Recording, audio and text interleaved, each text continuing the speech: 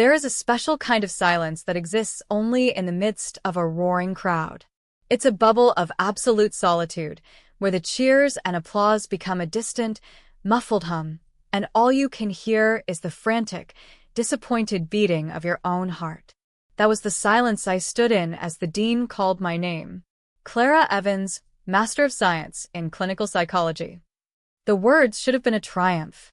They were the culmination of 3 years of sacrifice, of late nights spent poring over textbooks after putting the kids to bed, of weekends hijacked by research papers, of a bank account stretched thin to pay for tuition, of a mind and spirit pushed to their absolute limit. This degree wasn't just a piece of paper.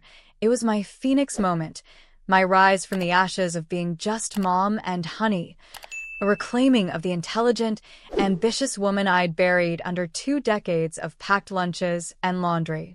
I walked across the stage, the heavy velvet of the master's hood feeling like a royal cloak. I forced a smile for the university photographer, a tight, brittle expression that cracked at the edges. My eyes, against my will, scanned the audience. They darted over the sea of beaming faces, the proud parents, the partners waving, the children holding bouquets of flowers. They were searching for my anchor, my people. They found nothing. Row J, seats 5, 6, 7, and 8. Empty. A perfect, yawning void where my husband, Mark, my 16-year-old daughter, Chloe, and my 14-year-old son, Liam, should have been. I had known this was a possibility. The argument this morning had been a quiet, brutal thing. "It's just a ceremony, Clara," Mark had said, not looking up from his tablet, where he was scrolling through stock reports. "We're proud of you, you know that. But Dave's annual barbecue is a tradition. The kids look forward to it all year. My graduating with a master's degree is a tradition, too," I'd replied, my voice trembling with a mixture of rage and desperation. "It's called an achievement. It happens once. His barbecue happens every single year." My daughter, Chloe, had chimed in with the devastating emotional logic of a teenager. "Mom, Uncle Dave has a pool and a DJ. Your thing is like 3 hours long and boring. It's not fair to make us sit through that. Not fair." The words had echoed in the sterile, modern kitchen we'd remodeled just last year. My ambition was an inconvenience. My milestone was an obstacle to their fun. I had looked at Mark, my eyes pleading. "See me. Just this once, see me." But he'd just sighed, the long-suffering sigh of a man burdened by domestic drama. "Honey, be reasonable. The family needs to relax and have fun together. We'll celebrate you properly next weekend, I promise." Next weekend. A placeholder for a celebration that would never happen. I knew it. He knew it. So, I had come alone. I'd driven the 2 hours to the university by myself, the car a silent tomb. I'd sat through the speeches, a ghost at my own feast, watching other women my age, my classmates, squeeze their husbands' hands, receive kisses from their children. The weight of my loneliness was a physical pressure on my chest. And now it was over. The ceremony concluded with a burst of organ music and a flurry of thrown caps. All around me, graduates were engulfed in hugs, their families swarming them with laughter, tears, and congratulations. I stood still, a statue in a moving river of joy, letting the current of happy people flow around me. I felt a hand on my arm. "Clara? Are you okay?" It was Sarah, a woman from my cohort. Her eyes were bright, her parents flanking her. "We didn't see your family." The pity in her voice was a fresh wound. "They couldn't make it," I mumbled, the lie ash in my mouth. A prior commitment. I practically fled the auditorium, the tassel on my cap swinging like a mocking pendulum. I needed to get to the quiet of my car, to the safety of solitude where I could finally let the hot, stinging tears fall. I fumbled in the small purse I carried, my fingers searching for my phone. Maybe, a foolish, desperate part of me whispered, maybe they'd sent a text. "We're sorry. We're on our way. We're so proud of you." The screen lit up. There was a notification. A text from Mark. My heart, that traitorous organ, gave a single, painful leap of hope. I tapped the message. It wasn't an apology. It wasn't the congratulations. It was 6 words, cold and stark on the bright screen. Mark, we need to talk. It's urgent. Urgent. The word was a shard of ice driven straight into my gut. It was the tone he used for overflowing toilets and fender benders. It was a word of crisis, of problem solving. It was not a word for a day of celebration. All the air left my lungs. The roaring in my ears returned, louder than before. Urgent? What could possibly be so urgent? Had there been an accident? Was someone hurt? But if it was a real emergency, he'd be calling, not texting. This felt different. This felt like a demand. Before I could even process it, my phone vibrated again. A missed call. Mark. Then another, and another. Then a call from Chloe. Then from my brother, Dave. Then Mark again, twice in rapid succession. Standing there in the sun-drenched courtyard, surrounded by the echoing joy of hundreds, my phone became a live thing, buzzing and lighting up with an onslaught of calls. Each vibration was a tiny, electric shock of panic. The 45 missed calls wasn't a future possibility. It was a present, terrifying reality unfolding in the palm of my hand. The hope I'd felt moments before curdled into a cold, sharp dread. This wasn't about my graduation anymore. This was something else. Something dark and chaotic was erupting on the other end of the line, and it was pulling me away from my hard-won moment, just as they had pulled themselves away from it. I didn't answer. I slid the phone back into my purse, the vibrations feeling like an angry hornet trapped against my hip. I walked to my car, my heels clicking a hollow rhythm on the pavement.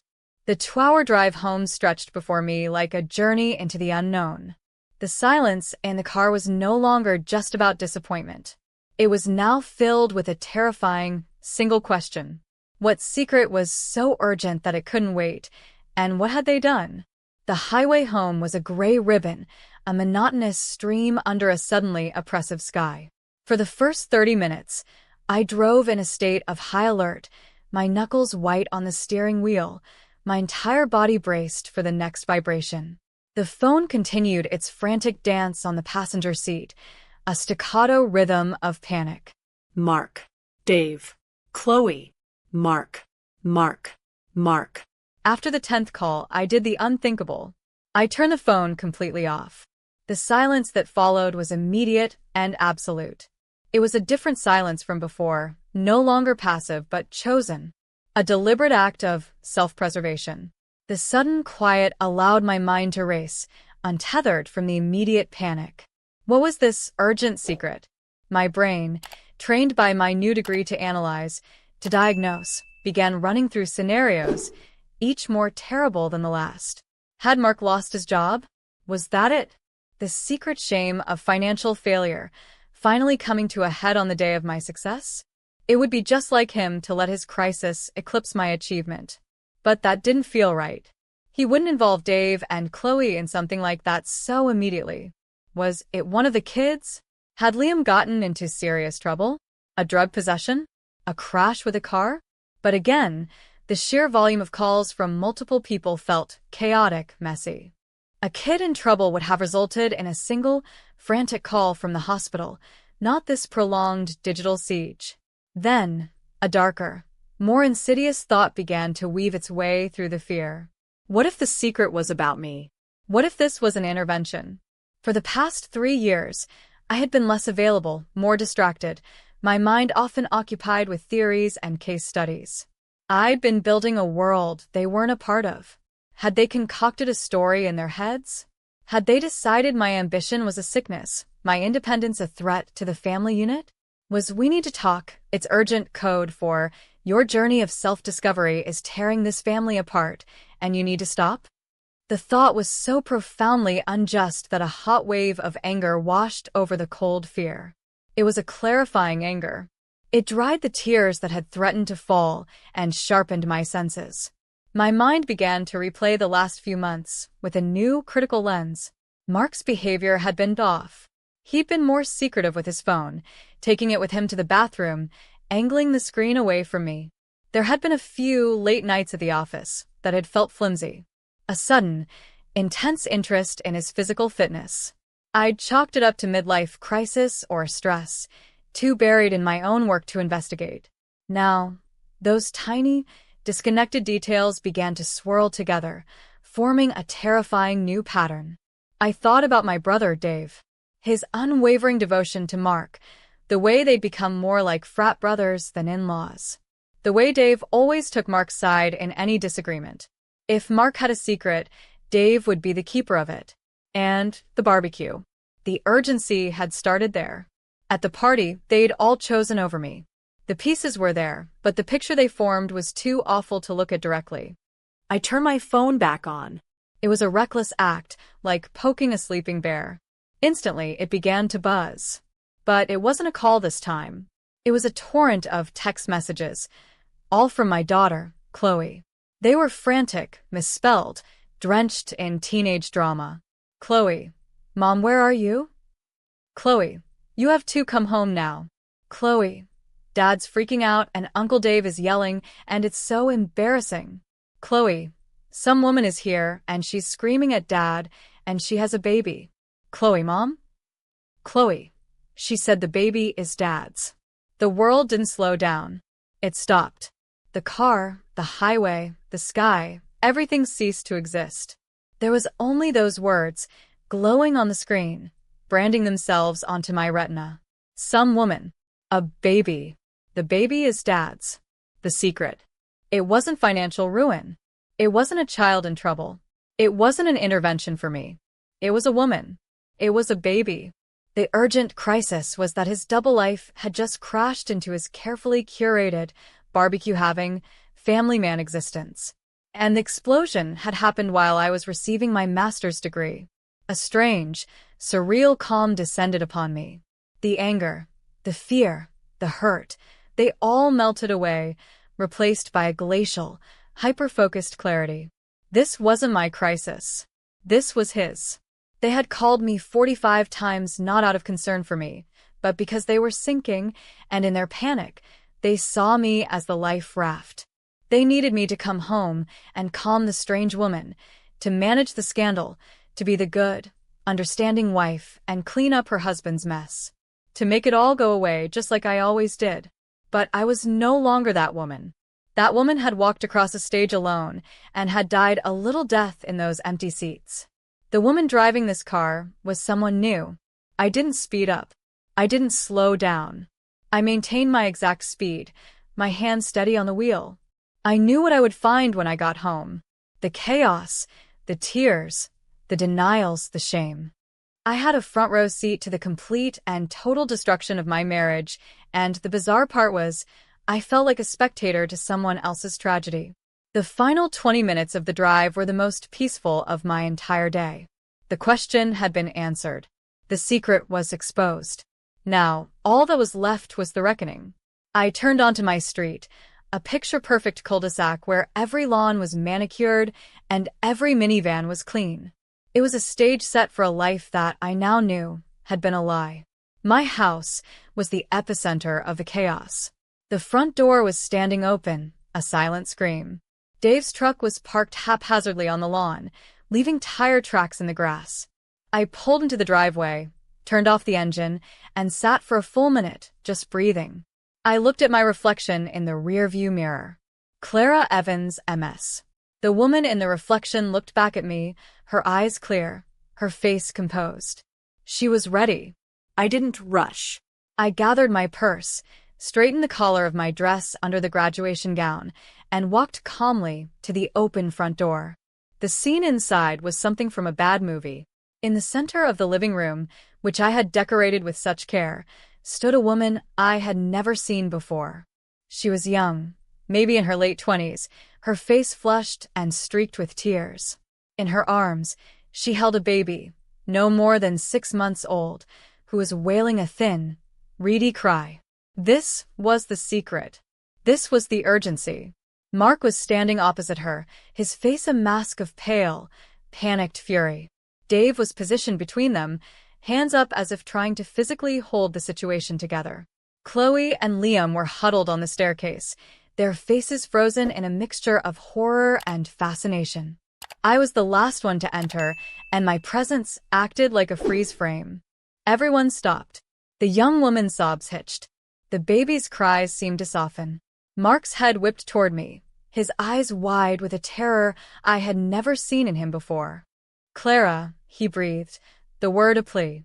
The young woman turned to look at me.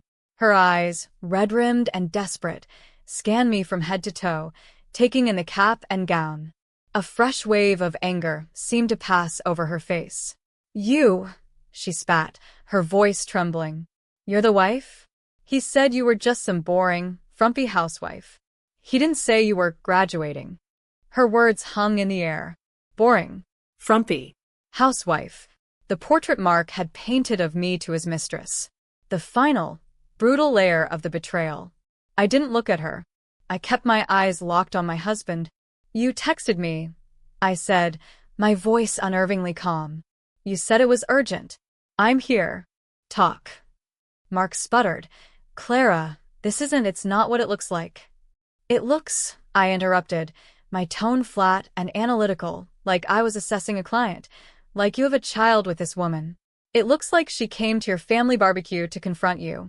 It looks like the life we've built is a facade. Am I missing any key details?" The young woman, whose name I didn't even know, let out a bitter laugh. "He told me you were separated. He told me he was just staying for the kids until they were older. He said you had an understanding." I finally turned my gaze to her. I felt a pang of something, not sympathy, but a professional recognition of her pain. She was a victim of his lies, too. But she was also the weapon that had shattered my world. "We had no understanding," I said quietly. "And as of this moment, we are separated." I looked back at Mark. "How long?" He just stared at the floor. "How long, Mark?" My voice cracked through the room like a whip, the calm finally breaking. "A little over a year," he mumbled. A year. My entire final year of graduate school, the most demanding stretch. He had been living a double life. All those late nights at the office. All the emotional distance I'd blamed on my own stress. It had all been a lie. I looked at my children on the stairs. Chloe was crying silently. Liam looked lost. Their world had just been blown apart in the most sordid way possible, on a day that was supposed to be about family celebration. "Get out," I said to Mark, my voice returning to that eerie calm. "What?" "Clara, we need to figure this out." "There is nothing to figure out," I said. "You have made your choices. You have another family. You need to leave this house. Now." Dave finally found his voice. "Clara, be reasonable. You can't just throw him out. This is a mess, but we're family. We can fix it." I turned my icy gaze to my brother. "You knew, didn't you? That's why you were calling. You're not just his brother-in-law. You're his accomplice. You helped him hide this. You can leave, too." Dave's mouth fell open, but no sound came out. He looked from me to Mark, then shuffled awkwardly toward the door. I walked over to the young woman. "What's your name?" "Jessica," she whispered, holding the baby tighter. "Jessica," I repeated. "You need to leave as well. This is my home. Your dispute is with him." I gestured to Mark. "You can take it elsewhere." She looked shocked, but also somehow vindicated. She shot a final, hateful look at Mark and walked out, the baby still crying. The room was now just me, my shattered children, and my husband. "The kids and I will be staying here," I said. "You'll find another place to live. We will communicate through lawyers. Do not call me again unless it is about the children." The finality in my voice left no room for argument. He was a ghost in his own home. He looked at Chloe and Liam, their faces accusing him, and without another word, he turned and walked out the door. The silence that descended was absolute. It was the silence after the storm. I walked to the staircase and sat down next to my children. I put an arm around each of them. "I am so sorry," I said, my voice soft. "I am so sorry you had to see that. But listen to me. This is his shame, not ours. We did nothing wrong." Chloe buried her face in my shoulder, sobbing. "I'm sorry, Mum." "I'm so sorry we didn't come today." I held her tighter. "It's okay," I whispered, and for the first time, I felt it might eventually be true. I looked at the empty doorway, then down at the graduation gown I still wore. It was stained with the fallout of his secret, but it was also my armor. He had his secret. I had my degree. He had a chaotic, double life. I had my truth, my strength, and my children. The chapter of my life as Mark's wife was over. But the chapter of my life as Clara Evans, Master of Science, a woman who faced the worst betrayal and walked through it with her head held high, was just beginning.